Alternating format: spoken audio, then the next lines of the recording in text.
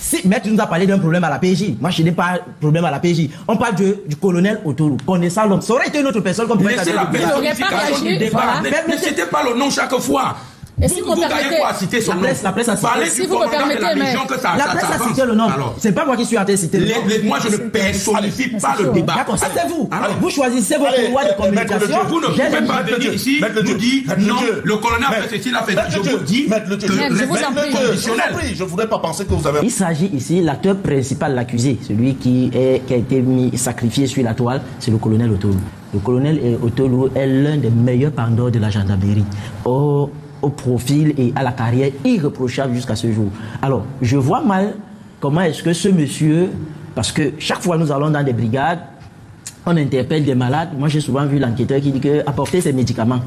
Mais dans le cas d'Anissé, un extracteur, on parle d'un extracteur d'oxygène. C'est-à-dire, c'est un appareil, ceux qui nous écoutent doivent comprendre, c'est un appareil qui permet, n'est-ce pas, vous avez une insuffisance, des problèmes respiratoires, une insuffisance cardiaque, vos poumons, votre cœur ne fonctionne pas. Vous avez donc un appareil qui vous aide, c'est-à-dire il absorbe de l'oxygène, il le garde quelque part et vous aide à faire ce que votre appareil naturel ne peut faire. Alors un appareil aussi important comme celui-là. On prend Monsieur Anissé Kané, nous sommes le 13 novembre, si mes souvenirs sont bons, et bien avant, des récits, n'est-ce pas, qui nous viennent de ceux qui ont enquêté, c'est-à-dire les hommes des médias. Monsieur Anissé Kané disait être avec son chauffeur, mais après exploitation de ce monsieur Aruna, il a dit que monsieur Anissé Kané l'avait loué. Alors, quand monsieur Aruna est pris, l'appareil est dans la voiture, il est interpellé, l'appareil est dans la voiture est parquée au groupement. Le 15, donc, l'avocat s'est saisi de l'affaire, donc 2 jours après, et ils vont faire une notification au commandant de la Légion. Et dans la note, ce qui est très intéressant, c'est de dire au commandant que nous étions dans vos bureaux et on nous a fait comprendre que vous ne pouvez pas nous recevoir. Ce qui est très faux, parce qu'on connaît M. Otolo. Moi, j'étais encore étudiant, permettez. J'ai eu un problème, j'ai été agressé. Il était à l'époque au groupement du Vouri. J'ai été agressé, j'allais en cabinet faire un travail et sur moi, ma machine avait mes travaux et puis un certain nombre d'appareils, d'instruments techniques de ce cabinet. Alors, on a contacté la brigade de recherche qui était dans la zone où s'est produit l'infection. On nous a tourné et quelqu'un m'a dit, va au groupement, c'est où j'ai connu Otolo. Il était lieutenant-colonel, il me dit, il y a quelqu'un de très disponible au groupement. Nous sommes allés, nous l'avons rencontré, le secrétariat n'avait pas, j'étais encore un étudiant. Quand j'ai posé mon problème, il m'a dit, petit, rentre à la maison, vous aurez votre appareil. Je suis sorti du groupement à 13h, le lendemain à 9h. Le colonel Otolo m'avait appelé lui-même, me disant, voici votre appareil, voici votre agresseur. Donc, comme pour dire quoi, moi, quand j'ai un témoignage comme celui-là, je me dis, soyons sérieux, que ceux qui s'occupent de ces affaires-là, c'est-à-dire l'avocat Maître Méli, qui nous dit le 15, et puis encore, la lettre est dehors. La lettre est dehors avant qu'il ne soit enregistré au groupement. Parce que dès que la lettre a été déposée au groupement, il a été enregistré automatiquement, le colonel a instruit, lui-même est descendu, fouillé le véhicule, l'extracteur a été repris et renvoyé à Yaoundé. Mais jusqu'aujourd'hui, qu'on nous dise, parce qu'il y a une des sorties de la petite sœur de M. Anissé qui dit qu'il a enfin son extracteur. Mais jusqu'aujourd'hui, qu'on nous dise que l'extracteur d'oxygène n'est pas encore à la disposition de M. Anissé. Maître le Dieu, Achille. Vous avez la chance d'avoir été agressé et que moins de 24 heures après votre plainte, on retrouve vos objets volés. Laissez-moi vous dire qu'il y a des milliers de Camerounais là-bas qui, après agression, ne se retrouvent pas. Laissez-moi également vous dire que j'ai été agressé à 2 reprises à l'arme, où on a pris mon iPhone 13 pour la première fois. Deuxième fois, dans un laps de temps, pas moins de 6 mois. Alors, si on revenait à laissez que je dis, c'est très important. Malheureusement, je n'ai jamais retrouvé mes appareils malgré la plainte que j'avais déposée à la police judiciaire du littoral. Donc, si aujourd'hui vous avez eu vos appareils, n'en faites pas un exemple. Je veux dire un sujet d'exemplarité de l'homme dont vous parlez. D'accord, mais sur le sujet. Je reviens en disant, mon cher Bouba, le colonel vous dit, il a déjà renvoyé l'appareil là-bas. Première question, que faisait l'appareil là-bas? Qu'est-ce que l'appareil faisait là-bas? Et pour ceux qui nous écoutent, sachez que nous qui avons fait les plateaux, qui avons partagé les plateaux avec le président Anissé, ce n'est pas de la blague, il a ses problèmes respiratoires. Sur ce même plateau, à l'émission Le Débrief, j'ai fait des plateaux avec lui où il a du mal à respirer. Donc, ce n'est pas des fabrications. Maintenant, on vous dit que l'appareil a été remis au secrétaire d'État à la Défense où ils sont détenus. Ça faisait d'abord quoi à la Légion des gendarmerie? Première des choses. Mais la réponse à cette question, vous l'avez déjà, puisque selon une certaine source, d'après Soucé, un certain Haruna Njoya, qui était le chauffeur, qui conduisait le véhicule où Anissé Kane était, c'est dans cette voiture qu'on a trouvé cet appareil-là. Laissez-moi vous dire. Ce qui arrive à M. Anissé pourrait arriver à n'importe qui de nous ici. Disséquons les situations avec moins de passion. Alors, prenons la version de du docteur Essoussé, à laquelle je ne souscris pas, mais pour avancer le débat. Alors, on dit que c'était dans la voiture. Qui a donc remis au 7? Qui a remis cet appareil au 7? Suivant le journal, ce serait le collégion qui dit j'ai remis. Vous remettez ce que vous n'avez pas pris auparavant, comment? La logique voudrait qu'il, après avoir retrouvé l'appareil dans la voiture, si ce sont les faits, qu'il demande à celui-là, prenez ça, vous partez, donnez là-bas. Moi, en tant que collégien, je ne peux pas remettre ce que je n'ai pas pris. Si vous avez remis au 7, ça veut dire quelque part que vous avez gardé cet appareil. Et si vous dites que vous n'avez pas gardé cet appareil, ayant retrouvé l'appareil dans la voiture, alors j'intime l'ordre au propriétaire de ce véhicule, encore que selon les faits, selon leur déclaration, ils reconnaissent que c'est ce chauffeur qui avait mis là-bas. Alors monsieur, prenez ça et allez donner au concerné qu'il se serait sorti de cette affaire. Deuxième des choses, Anissé, le président Anissé vous dit, j'ai pas mon extracteur. Et vous dites sur ce plateau, on lui a donné. Une chose, c'est de remettre au 7. Une autre chose, c'est d'être en possession de son outil.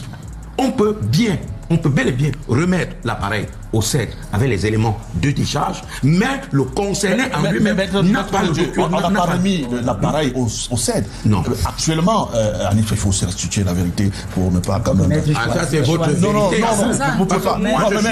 Non, ça c'est votre vérité. Non, monsieur le docteur, je me suis tué quand vous étiez en train de développer parce que j'aurais dû vous couper et vous dire à ce niveau, arrêtez, surtout lorsque vous parlez de maître Méli. Mais je vous ai laissé aller au bout de ce que vous appelez comme votre vérité, qui en réalité est une contre-vérité. Heureusement, aujourd'hui, nous on a les réseaux sociaux. Laissez-moi vous dire qu'effectivement, il n'a pas été reçu au cabinet du colonel. Écoutez, toutes les déclarations peuvent être portées contre l'auteur pour diffamation. Il faut qu'on se comprenne bien. C'est Maître Méli qui dit qu'en personne, il était là-bas, il n'a pas été reçu. Et une fois qu'il a fait la note et qu'il a balancé sur la toile, vous avez vu le tollé et vous avez vu la réaction. Ne venez pas ici, là, faire ce genre de déclaration. Parce que je le dis, je vais même finir encore sur ce plateau pour me rendre dans un commissariat où un Camerounais est gardé à vue pour des dettes civiles. Faites très attention, je dis bien pour des dettes civiles.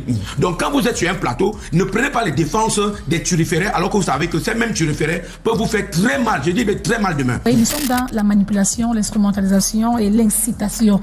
Et voilà, tout de suite, il est très remonté, très retourné par une information qui, j'ai envie de dire, et d'ailleurs je l'ai dit à l'entendre, peut-être non ici, qui était entre guillemets fausse.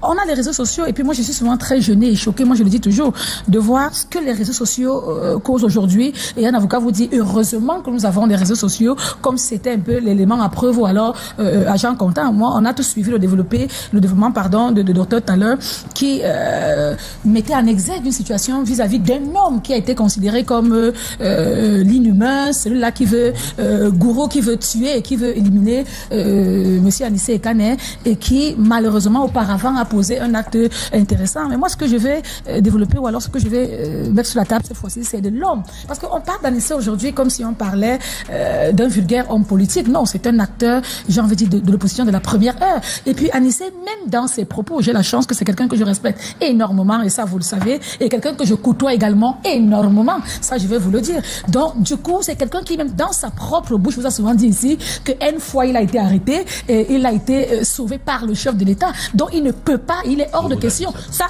une fois, et sur des plateaux. Je continue de vous le dire. Parce que si c'est le même chef de l'État qui est aux affaires aujourd'hui, la manière que vous réagissez donne l'impression qu'on veut en prendre à sa vie. Oh que non.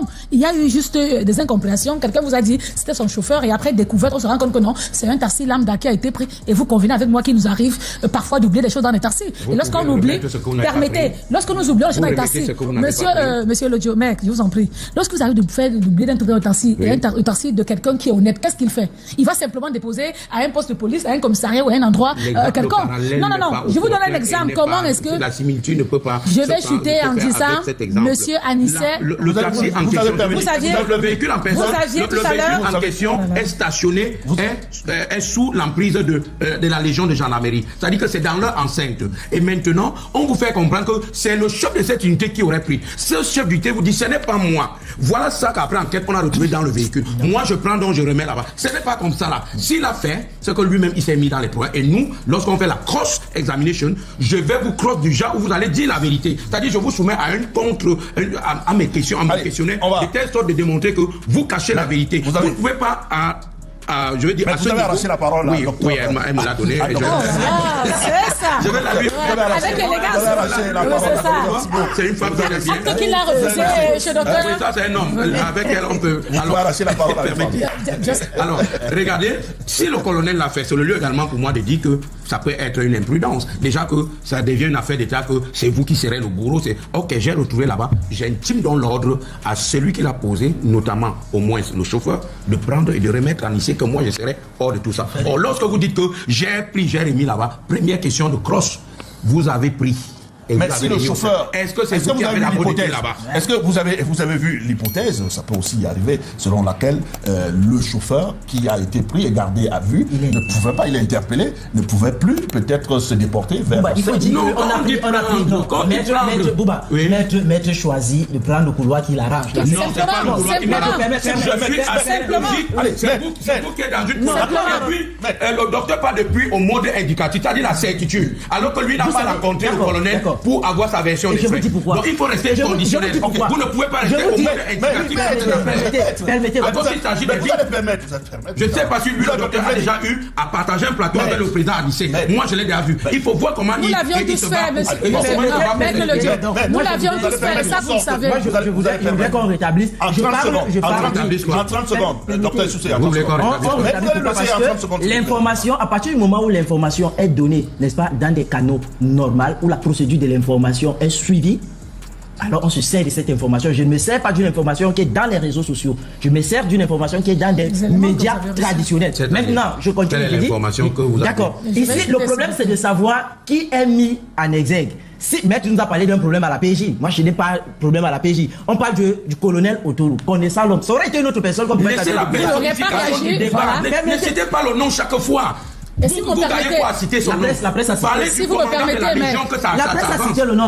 C'est pas moi qui suis en train de citer le nom. Moi, je ne personnifie pas le débat. D'accord, ça c'est vous. Vous choisissez vos couloirs de communication. Vous ne pouvez pas venir ici nous dire non, le colonel a fait ceci, il a fait. Je vous dis que je vous en prie. Je ne voudrais pas penser que vous avez un problème. Mais je vous en prie. Il s'agit de personnes, je vous en prie.